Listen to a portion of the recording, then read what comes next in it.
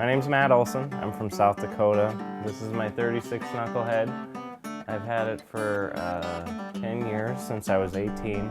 It's really been a long-term obsession, and when I was 12 years old, my dad gave me a set of 1945 Knucklehead cases and a frame, and he said, "Here's your first Knucklehead. Just piece it together and you can make money for it by restoring other bikes, and you can do it at whatever pace you want." Over the next 6 years, I pieced it together and fixed up the parts that I had. Towards the end of that project, I got 36 Knucklehead fever. Like, that was the only thing for me. That's what I had to have, and it was the coolest bike ever. So I started piecing one together. I had some wheels, I had a center stand, just miscellaneous parts, you know. It would have taken me 30 years to piece one together. So anyways, I found out about a 36 basket case for sale in Florida, and my 45 Knucklehead was just about done. All the sheet metal was fit, the driveline was done and in the chassis, and I had a friend who was collecting a bunch of bikes and needed a 1945 Knucklehead, so I made a deal with him to trade the finished and completed 45 for the 36 basket case.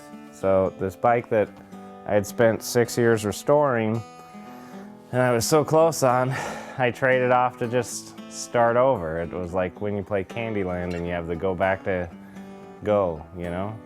It sucked. Anyways, I had this perfect 36 and I started riding it because that's what I wanted to do.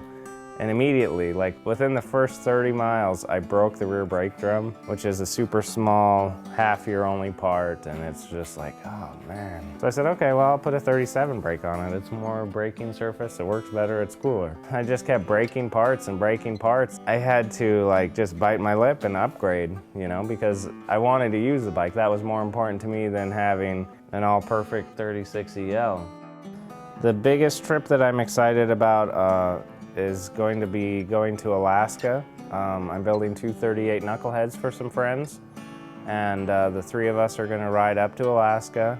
I just want to say that I rode to Alaska, and I think that it'll be an epic trip and it'll be a fun experience and memory to build with these other guys. The big rush to put this thing together was the Born Free show, which is in 2 weeks. It's a really cool show in California, the Born Free show. There's people that ride old bikes from all over the country to this show in California just to hang out and experience the camaraderie and partnership of being an old bike enthusiast. It's mainly a chopper show, but most of the kids are using old drive lines and cool old parts on their bikes. So Brittany and I are taking her bike there as my invited builder bike, and I just am not that excited about driving in a van or a truck 1,800 miles, and I thought, well, this would be a good shakedown run for the Alaska trip. So my friend Locke Baker is flying in. He shipped his bike over here yesterday, and the two of us are gonna just head west and experience America. And